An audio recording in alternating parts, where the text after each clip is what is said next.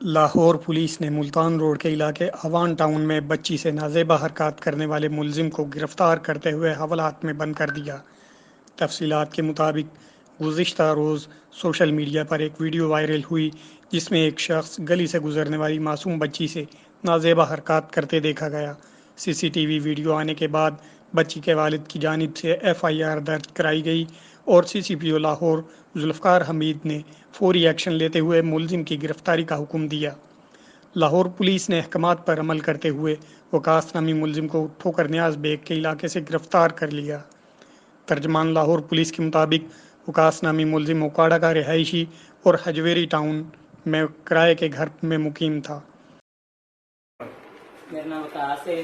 میں بچے نے دیکھا میرے سے شیطان نازل ہو گیا ہے کہ اس وجہ میں گندی حرکت کر بیٹھا ہوں، لہٰذا میں معافی دی جائے۔ اگر تو گندی حرکت نہیں کراں گا، مجھے بہت احساس ہوا ہے کہ اللہ رسول بھی معاف کر دے، تسی بھی معاف کر دو۔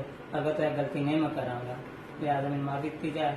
بہت میں گندی گھٹیا انسان والی حرکت کر بیٹھا ہوں، اگر تو نہیں میں غلطی کراں گا۔